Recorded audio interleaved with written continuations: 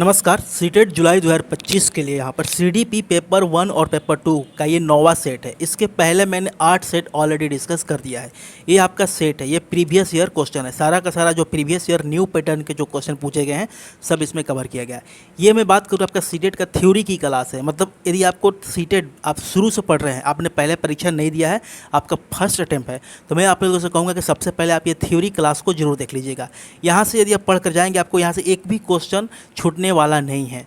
तो theory class काफ़ी important है। यदि आप न्यू कैंडिडेट हैं, न्यू अभ्यर्थी हैं, तो सबसे पहले थ्योरी क्लास को देखिएगा। उसके बाद आप यहाँ पर पीवाईक्यू को लगाना शुरू करेंगे।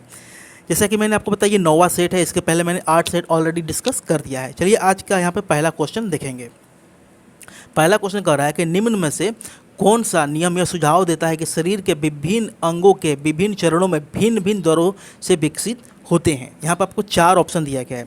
पहला ऑप्शन कह रहा है विकास एक आयामी होता है, विकास एक दिशाई होता है, विकास एक असतत प्रक्रिया है, विकास की दिशा अधोगामी और शीर्षगामी होती है।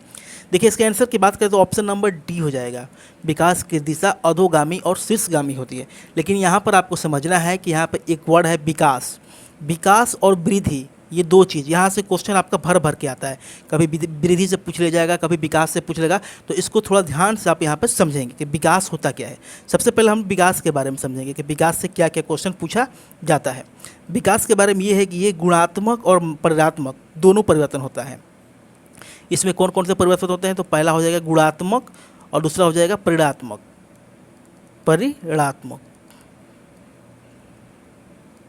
देखिए गुणात्मक परिवर्तन किसे कहते हैं और परिमाणात्मक परिवर्तन किसे कहते हैं। गुणात्मक का मतलब होता है कार्य करने की तरीका, मतलब वे ऑफ डूइंग, किस तरीके से आप काम करते हैं। एबिलिटी टू डू समथिंग, काम करने की क्षमता, किस तरीके से आप सोचते हैं, मतलब किसी भी चीज़ के बारे में आपके करने की जो तरीका है वो गुणात्मक होती है। परिमाणात्मक मतलब उसका परिणाम क्या है, रिजल्ट क्या है। जैसे मैं बात करूँ आपकी हाइट, वेट, किसी के मैं बात करूँ कि किसी का सिर्फ परिमाणात्मक चेंजेज हो रहे हैं, मतलब उसकी बॉडी बढ़ रही है लेकिन उसका दिमाग का जो अक्ल है वो नहीं बढ़ रही है। उसकी हाइट बढ़ रहा है, उसका वेट बढ़ रहा है, उसका शेप बढ़ रहा है। ठीक है, दोनों डिफरेंट चीज़ है। लेकिन विकास में क्या होता है, दोनों होता है। विकास आपका गुणात्मक भी वृद्धि होगा और परिमाणात्मक भी होता है। ठीक है, अब आगे की बात करें। जो विकास है जन्म से मृत्यु तक होता है। कब से कब तक होता है? जन्म से मृत्यु तक। जब तक आपकी मृत्यु नहीं हो जाती तब तक आपका विकास होते रहता है। ठीक है, और ये एक सतत प्रक्रिया होता है। मतलब सतत का मतलब ये होता है कि जब चलता है तो पीछे वो अपने पुनः अवस्था में नहीं आ सकता है, सिर्फ वो आगे बढ़ते जाता है। विकास कैसी अवस्था होती है?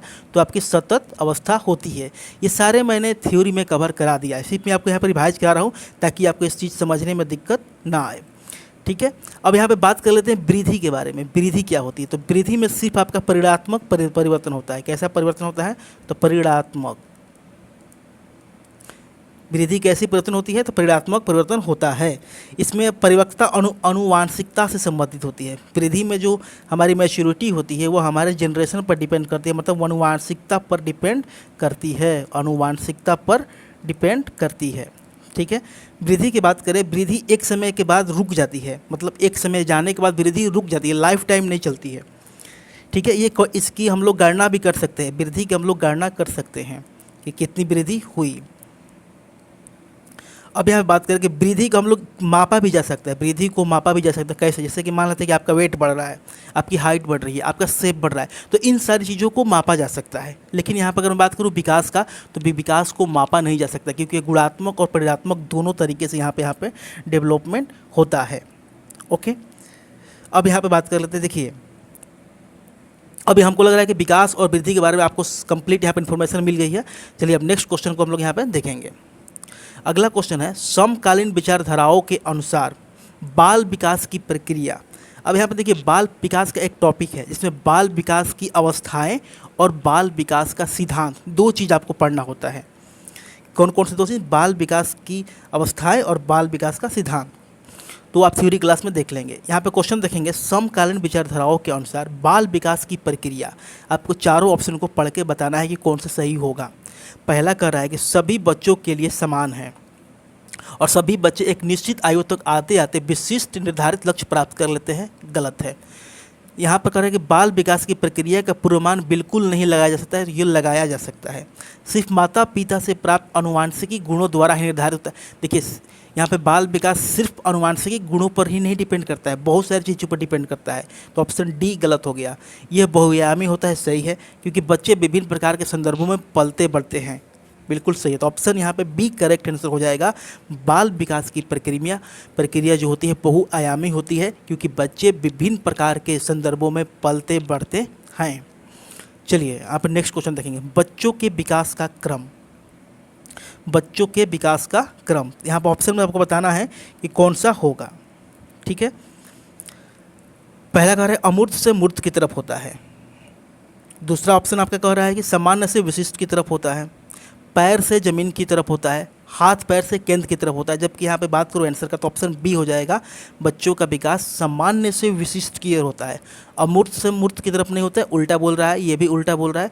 इसका ऑप्शन बी यहाँ पे करेक्ट आंसर हो जाएगा। अब यहाँ पे बाल विकास के सिद्धांत को हम लोग समझेंगे कि बाल विकास का सिद्धांत क्या है। बाल विकास के टोटल 9 सिद्धांत होते हैं। कितने सिद्धांत होते हैं? 9 सिद्धांत होते हैं। तो यहाँ पे एक एक को यहाँ पर 9 को पढ़ना काफ़ी वीडियो लंबा हो जाएगा, उसको मैंने अलग से वीडियो बना रखा है। यदि आप इंटरेस्टेड हो तो जाकर देख लीजिएगा। फिर भी मैं आपको थोड़ा सा बता देता हूँ कि पहला सिद्धांत क्या कहता है, जिसे समान प्रतिमान का सिद्धांत कहते हैं। क्या कहते हैं? समान प्रतिमान का सिद्धांत कहा जाता है। समान प्रतिमान का सिद्धांत, समान प्रतिमान का सिद्धांत। इस सिद्धांत के अनुसार होता क्या है कि इसके अनुसार प्रत्येक जाति अपनी जाति के अनुरूप ही विकास होता है। जैसे मान लेते कोई मानव है तो मानव का विकास मानव की तरह ही होगा। अगर कोई मानव का लड़का है, ठीक है, मानव का बच्चा है सपोज डेट, तो उसका विकास मानव प्रजाति के अकॉर्डिंग ही होगा। अगर मान लीजिए कोई हाथी का बच्चा है तो उसका विकास हाथी प्रजाति के अकॉर्डिंग ही होगा। मतलब पहला जो यहाँ पे बाल विकास का सिद्धांत कहता है कि कोई भी जाति अपने जाति के अनुरूप ही विकास ग्रहण करती है। दूसरा सिद्धांत की बात करें जो निरंतरता का सिद्धांत कहता है, प्रिंसिपल ऑफ कंटिन्यूटी। क्या कहलाता है? निरंतरता, निरंतरता का सिद्धांत। इसके अनुसार क्या होता है? इसमें होता है कि विकास कभी ना रुकने वाली प्रक्रिया होती है। जैसे मैंने आपको बताया कि विकास आदमी का, कोई भी प्राणी का जन्म से लेकर मृत्यु तक होती है, वो निरंतर चलती रहती है। तो इसमें यही होता है कि विकास जो है गर्भ से लेकर मृत्यु तक चलती है।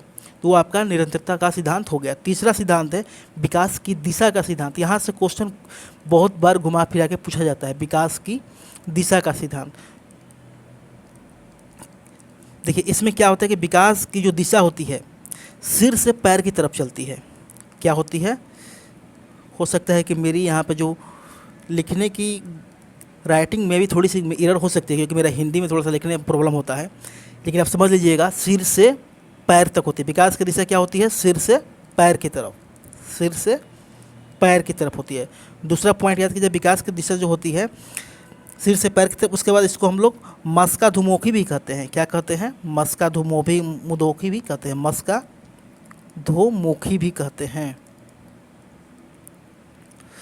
दूसरी यहाँ पे बात करते हैं कि ये जो विकास का जो क्रम है मध्य से शुरू होकर बाहर की तरफ होता है। कैसे होता है? मध्य से बाहर की तरफ होता है, मध्य से बाहर की तरफ। पहला आपने क्या पढ़ा था यहाँ पर कि विकास की जो दिशा होती है सिर से पैर की तरफ, वो मध्य से बाहर की तरफ। अतः यहाँ पर आप लोग कह सकते हैं कि विकास जो है क्रमिक ही होता है। यहाँ पर 2 डायरेक्शन आपको याद रखना है। विकास जो है सिर से पैर की तरफ होता है, मध्य से बाहर की तरफ होता है। चलिए आगे देखिए, यहाँ पर अगर मैं विकास के सिद्धांत की बात करूँ, और भी यहाँ पे 9 सिद्धांत जैसे कि मैंने आपको बतलाया, तो मैं थोड़ा सा डिस्कशन कर देता हूँ ताकि आपको फ्यूचर में और भी आगे वाले क्वेश्चन में आपको हेल्प मिल जाएगा। एक चौथा है आपका सामान्य से विशिष्ट क्रियाओं का सिद्धांत, जो क्वेश्चन में डायरेक्ट पूछ लिया था कि विकास का सिद्धांत कौन सा होता है, तो सामान्य से विशिष्ट की होता है। विकास हमेशा आपका सामान्य से विशिष्ट की तरफ ही होता है, सामान्य से विशिष्ट की तरफ। पांचवा आपका जो सिद्धांत है पूर्वानुमान का सिद्धांत। विकास का पूर्वानुमान हो सकता है, विकास का पूर्वानुमान हो सकता है, इसे हम लोग पूर्वानुमान का सिद्धांत कहते हैं। छठा जो सिद्धांत है एकीकरण का सिद्धांत। कौन सा सिद्धांत होता है? एकीकरण का सिद्धांत, एकीकरण का सिद्धांत। इस सिद्धांत में, एकीकरण के सिद्धांत में क्या होता है, बच्चे में एक समान गुण पाया जाता है। मतलब जब हम किसी एक काम को करने के लिए अपने हाथ पैर के एक साथ मिलाकर करते हैं, वो एकीकरण कहलाता है। मतलब सारी चीज़ों को कंबाइन ही यूज करना एकीकरण कहलाता है। सातवां है व्यक्तिगत भिन्नता का सिद्धांत। व्यक्तिगत भिन्नता का सिद्धांत, व्यक्तिगत भिन्नता का सिद्धांत। इस सिद्धांत के अनुसार क्या होता है, व्यक्तिगत भिन्नता के सिद्धांत के अनुसार बच्चों का जो विकास होता है व्यक्तिगत विभिन्न अनुसार होता है। किसी का विकास तेज होता है, किसी का विकास कम होता है। मतलब जो सब बच्चों में विकास की जो रेट होती है वो सामान्य नहीं होती है, किसी की अधिक होती है, किसी की कम होती है, किसी की बहुत कम होती है। ठीक है। आठवां जो है आपका वार्तालुकार बनाम रेखीय प्रगति का सिद्धांत। वार्तालुकार मैं लिख देता हूँ,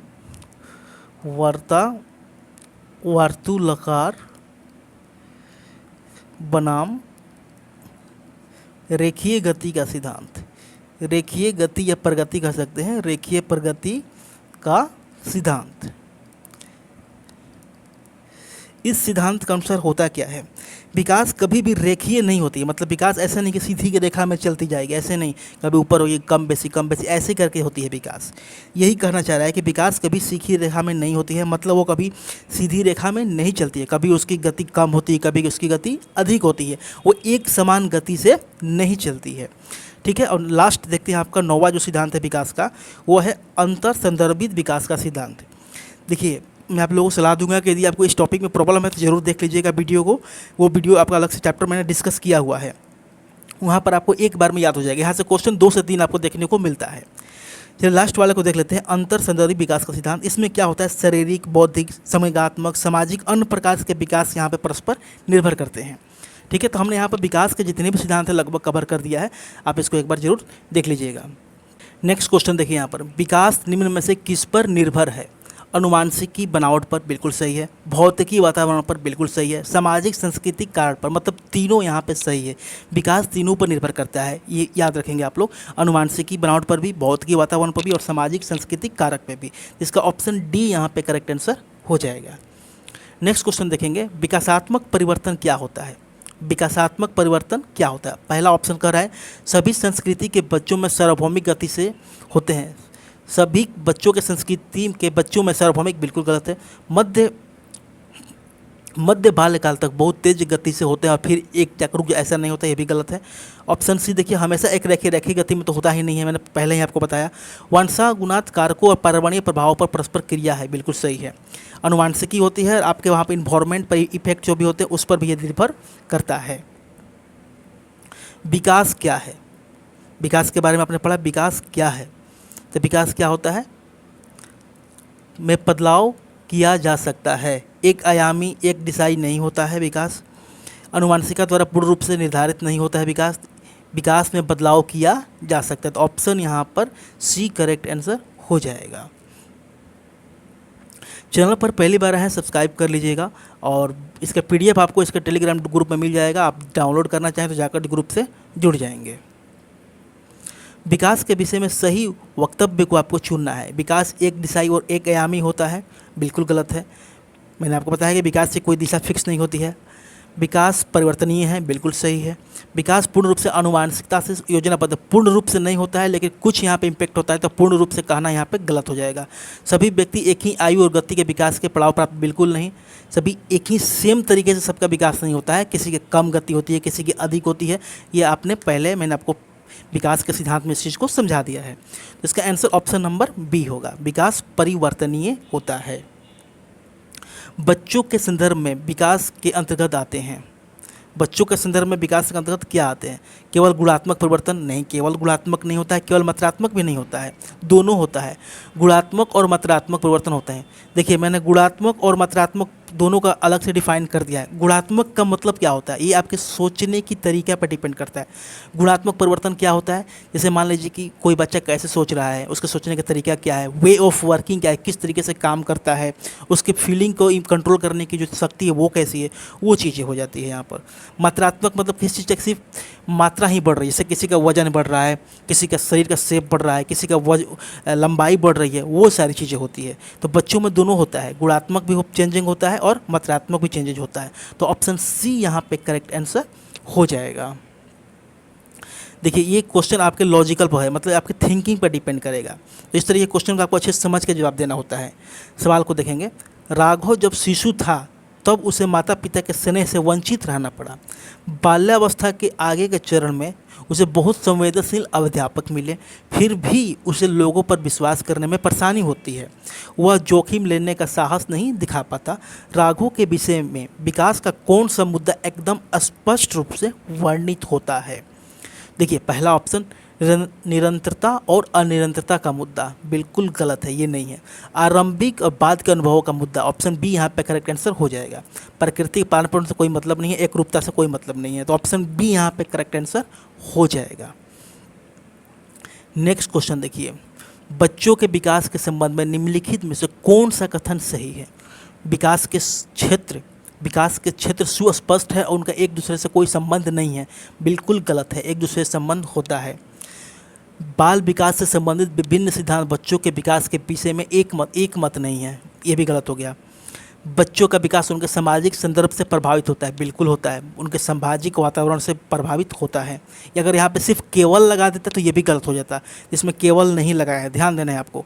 सभी बच्चों के लिए विकास एक निर्बाध और निरंतर प्रक्रिया है, निरंतर तो है, ये निर्बाध नहीं है। ऑप्शन डी यहाँ पे गलत हो जाएगा, तो ऑप्शन सी यहाँ पे करेक्ट आंसर इसका हो जाएगा। अगला क्वेश्चन देखिए, विकासात्मक सिद्धांतवादी मानते हैं कि विकास की प्रक्रिया जीवन भर चलती है, बिल्कुल सही है। इस संदर्भ में किसकी भूमिका बेहद महत्वपूर्ण है? आनुवांशिकता, वातावरण अनुभव, विशिष्ट प्रभाव क्षेत्र, बुद्धि, प्रतीकांत। ऑप्शन ए यहाँ पे करेक्ट आंसर हो जाएगा। आनुवांशिकता इसका काफ़ी इंपॉर्टेंट पॉइंट होता है इसमें। चलिए अगला देखेंगे, विकासात्मक प्रक्रिया में असातत्य के क्या मायने हैं?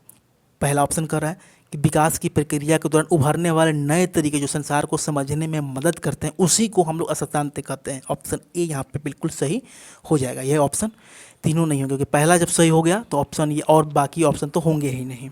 ठीक है, इसको ध्यान रखिएगा, ये वर्ड को। असातत्य क्या होता है? विकास की प्रक्रिया के दौरान उभरने वाला जो नया तरीका होता है, जो संसार को समझने में मदद करता है, उसी को असातत्य हम लोग कहते हैं। सारे प्रीवियस ईयर क्वेश्चन आप देख सकते हैं, यहाँ पे एग्जाम का नेम भी सब क्वेश्चन में यहाँ पे मेंशन होगा। चलिए नेक्स्ट क्वेश्चन देखेंगे, किस अवधि के दौरान विचार अमूर्त और आदर्शवादी हो जाता है? ये आपकी बाल अवस्था के रिलेटेड क्वेश्चन है कि बाल अवस्था में कितनी अवस्थाएं होती है, किस अवस्था में क्या होता है, उसका क्वेश्चन है। ठीक है, अब इसका आंसर की बात करें, पहला ऑप्शन कर रहा है शेषावस्था, तो मूर्त विचार अमूर्त और आदर्शवादी शेषावस्था में नहीं होता है, प्रारंभिक अवस्था मतलब किशोरावस्था में होता है, ऑप्शन डी। और किशोरावस्था की हम बात करें, अगर आपसे पूछा जाए कि किशोरावस्था का कितना समय होता है, मतलब कौन सा काल होता है, तो 12 या 13, कहीं कहीं 12 मिल जाएगा। 12-13 से लेकर 18 वर्ष तक का जो काल होता है वो आपका किशोरावस्था कहलाता है। किशोरावस्था का जीवन का सबसे कठिन काल कहा जाता है। इसे संघर्ष, तनाव, आंधी, तूफान, उलझन का अवस्था कहा जाता है। क्वेश्चन बहुत बार पूछा गया है कि यहाँ पे बच्चों की कौन सी अवस्था आंधी की अवस्था कही जाती है, तनाव की अवस्था कही जाती है, तो किशोरावस्था ही होता है। इसे स्वर्ण काल या गोल्डन एज भी कहा जाता है, स्वर्ण काल या गोल्डन एज भी कहा जाता है। इस अवस्था में वीर पूजा की भावना होती है।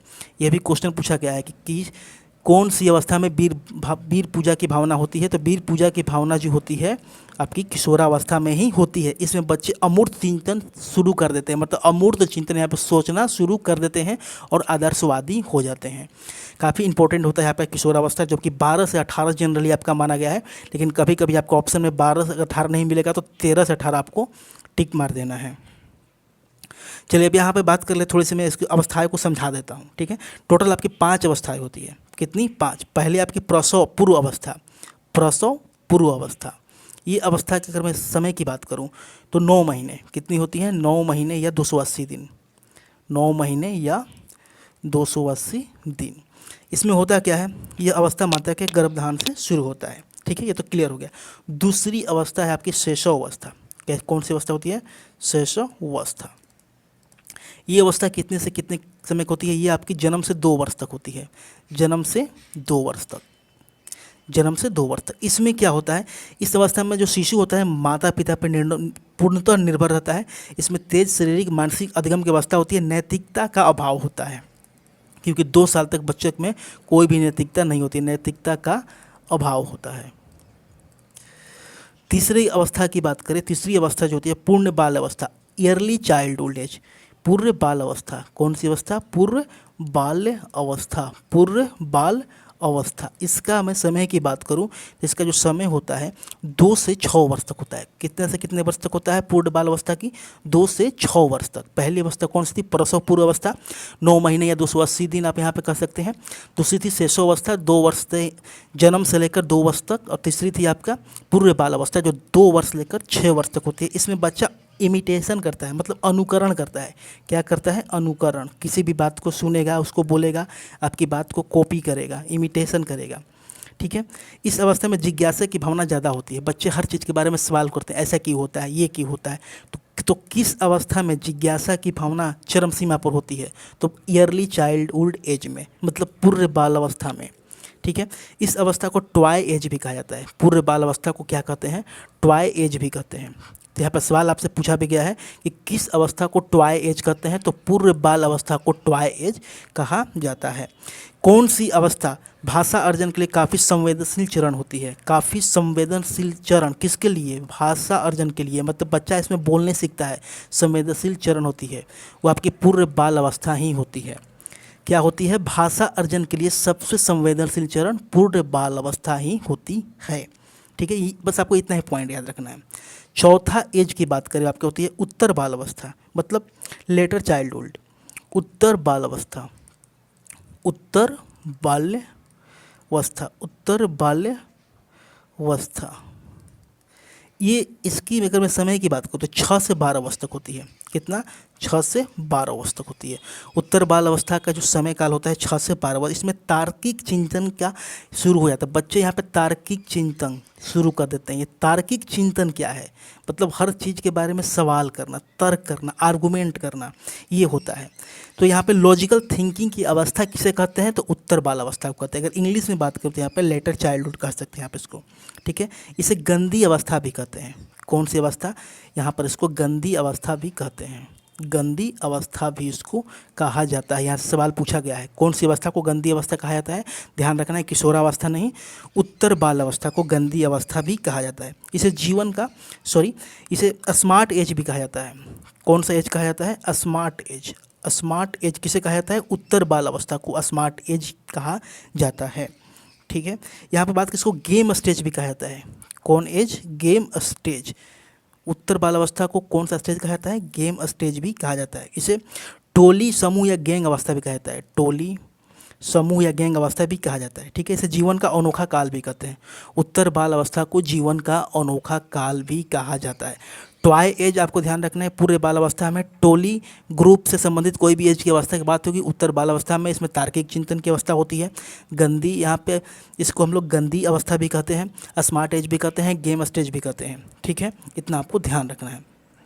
और एक यहाँ पे एक स्टेज छोड़ दिया मैंने, किशोरावस्था, जो मैंने आपको पहले बताया था, फिर भी उसको एक बार डिस्कशन कर लेते हैं किशोरावस्था के बारे में।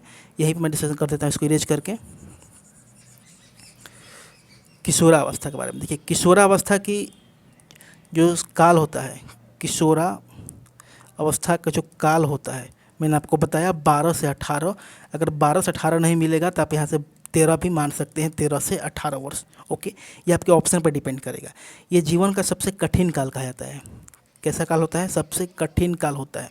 ठीक है, इसे जीवन का सबसे कठिन काल कहते हैं। संघर्ष, तनाव,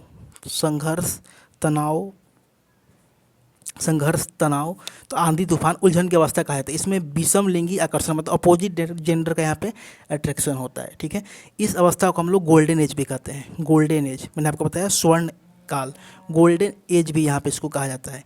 इस अवस्था में वीर पूजा की भावना होती है। कैसी भावना होती है? वीर पूजा की भावना होती है। ठीक है, इस अवस्था में बच्चे अमूर्त चिंतन शुरू करना स्टार्ट कर देते हैं। कौन से चिंतन स्टार्ट करना शुरू कर देते हैं? अमूर्त चिंतन स्टार्ट करना शुरू कर देते हैं। नेक्स्ट क्वेश्चन देखिए, अगला क्वेश्चन की बात करें, कथन ए और कथन, आपका कथन दिया गया है और तर्क दिया गया है। ठीक है, काफ़ी सोच विचार किस तरीके का आपको आंसर देना होता है। कथन ए कह रहा है कि संज्ञानात्मक विकास मध्य बाल अवस्था तक तेजी से विकसित होता है, फिर ठहर जाता है। और इसका तर्क क्या दे रहा है? तर्क दे रहा है कि मानव मध्य बाल अवस्था के चरण के कई बार नई चीज़ें नहीं सीख सकता है। तो अभी आपको देखना है कि इसमें क्या है, इसमें कौन सा सही होता है। दोनों का दोनों गलत है, ये भी गलत है, ये भी गलत है। ऑप्शन यहाँ पे डी सही हो जाएगा। ए और आर दोनों गलत है। ठीक है, दोनों स्टेटमेंट बिल्कुल गलत है। अगला क्वेश्चन देखिए, अनुमानसिकता और सामाजिक संस्कृति वातावरण के बीच निरंतर और जटिल क्रिया कौन सा विकास प्रभावित होता है? तो पहला ऑप्शन कर रहा है केवल संज्ञानात्मक विकास। केवल लग गया तो आपको वहीं मूव कर देना है। केवल तो कभी किसी भी ऑप्शन आपको केवल दिखेगा तो आपको सीधे इग्नोर कर देना है, केवल तो होता ही नहीं है। दोनों संज्ञानात्मक और सामाजिक विकास ये तो दोनों होते हैं, साथ में आपका शारीरिक भी होता है, तीनों हो जाएगा। तो ऑप्शन डी यहाँ पे करेक्ट आंसर हो जाएगा। अनुवांशिकता और सामाजिक सांस्कृतिक वातावरण के बीच निरंतर जटिल क्रिया से शारीरिक प्रभाव भी, विकास का भी प्रभाव होता है, संज्ञानात्मक विकास भी प्रभावित होता है और सामाजिक विकास प्रभावित, तीनों विकास यहाँ पर प्रभावित होते हैं। अगला देखिए, बच्चों के विकास के संदर्भ में कौन सा कथन यहाँ पे सही है? विकास पूर्ण रूप से अनुवांशिकता से निर्धारित होता है, पूर्ण रूप से बिल्कुल गलत है। थोड़ा सा चेंजेज होता है, मतलब इस पर इम्पैक्ट पड़ता है, लेकिन पूर्ण रूप से बिल्कुल गलत। विकास पूर्ण रूप से यहाँ पर पूर्ण दे दिया, यह भी गलत हो गया। ऑप्शन डी देखिए, 3/4 लक्ष्य, ऐसा तो कोई पोर्शन बांटा ही नहीं गया कि 3/4 इतना होता है, 1/4 ऐसा पार्ट वाइज तो कहीं बांटा ही नहीं गया है। ऑप्शन सी देखिए, विकास में दोनों अनुवांशिकता पर्यावरण की अन्योन्य क्रियात्मक भूमिका है। हाँ, ये कथन सही है, दोनों की भूमिकाएं होती है। ठीक है, ऑप्शन सी यहाँ पे सही हो जाएगा। बच्चे के विकास में अनुवांशिकता का भी रोल रहता है और पर्यावरण का भी रोल रहता है। अगला देखिए, नेक्स्ट क्वेश्चन, कथन ए है और तर्क आर है। पहला कह रहा है कि विकासात्मक प्रतिमान की निर्धारित उम्र सीमा केवल औसत उम्र सीमा दर्शाती है। ठीक है, दूसरा कह रहा है, ये तो बिल्कुल सही है, ऑप्शन ए सही है। और यहाँ पर तर्क देखेंगे, बच्चों के विकासात्मक विकास की गति अलग अलग होती है, बिल्कुल सही है। वे अलग अलग समय पर पहुँचते हैं, ये भी बिल्कुल सही है। मतलब तर्क भी सही है, दोनों सही है, ए आर दोनों सही है, आर इसकी व्याख्या भी कर रहा है। तो ऑप्शन ए यहाँ पे करेक्ट आंसर हो जाएगा। चलिए नेक्स्ट क्वेश्चन देखेंगे, बच्चों के विकास पर शैशवावस्था से किशोरावस्था तक ध्यान देना जरूरी है। तो अब आप यहाँ से बताइए कि शैशवावस्था का कार्यकाल कितना होता है? तो जन्म से कितना था? 2 वर्ष तक। किशोरावस्था मैंने कितना बताया आपको? 12 से 18 वर्ष तक। यहाँ पर ध्यान देना जरूरी है।